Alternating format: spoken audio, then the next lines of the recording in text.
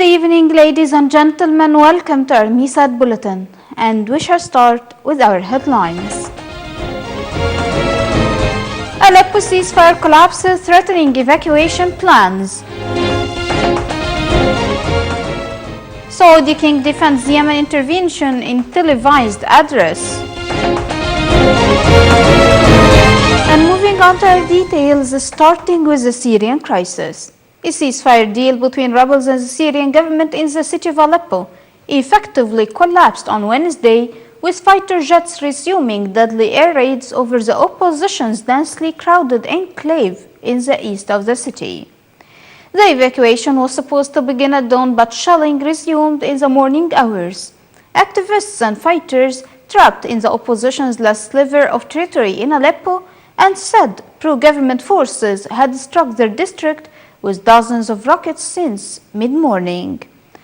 The Syrian government, meanwhile, withdrew its buses from the evacuation point, while the Russian Defense Ministry said that the rebels resumed the hostilities at dawn.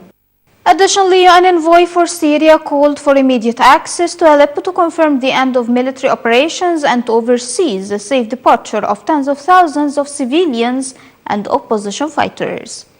Staffan de Mistura was at the Security Council, where an emergency meeting for Aleppo was held late on Tuesday.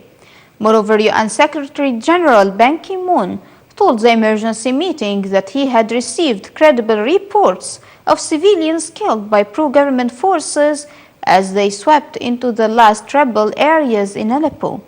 But Syria's UN ambassador denied any mass killings or revenge attacks, adding that it was Syria's constitutional right to go after terrorists. On to the Mideast crisis. A Palestinian youth wielding a screwdriver stabbed and lightly wounded two Israeli police officers on Wednesday in Jerusalem's Old City before he was shot and critically wounded. Israeli police spokesman said the 21-year-old Palestinian from the West Bank city of Hebron stabbed one of the officers in the head, adding that officers shot and critically wounded the attacker, who was then taken to an Israeli hospital for treatment. He also said that the officers who were lightly wounded were from Israel's paramilitary border police and the national police. On to Sanaa's crisis. Saudi Arabia's King Salman has vowed to prevent other nations from intervening in neighboring Yemen, where it has been at war with Shiite rebels since March 2015. The televised speech at the start of a meeting of his top advisory council on Wednesday included no major policy changes despite regional upheaval and the economic challenge posed by low oil prices.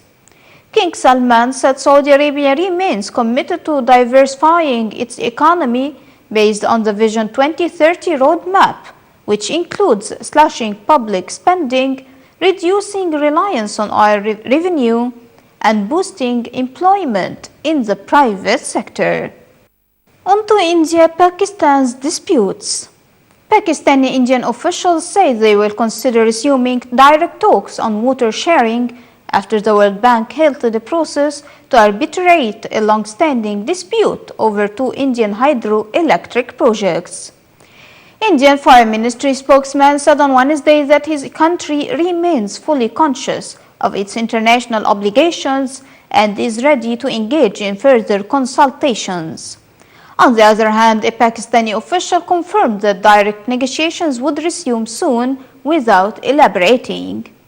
From another aspect, officials feared the World Bank process could produce conflicting rulings, endangering a 1960 water treaty between the nuclear-armed rivals, as tensions are already soaring over the disputed Kashmir region. On the other side of the world, Poland's defense minister said on Wednesday he was happy that the United States has decided to accelerate the deployment of deterrence troops to Poland. A Polish minister spoke following talks with the commander of U.S. land troops in Europe in western Poland, where some of the troops will be deployed. The minister also said the troops will arrive in the German port of Bremenhaven on January 6 and will be immediately deployed to Poland and the Baltic states. This comes as Poland and the Baltics have been uneasy about increased Russian military operations in the region and have requested US and NATO troops' presence on their territory as a deterrent.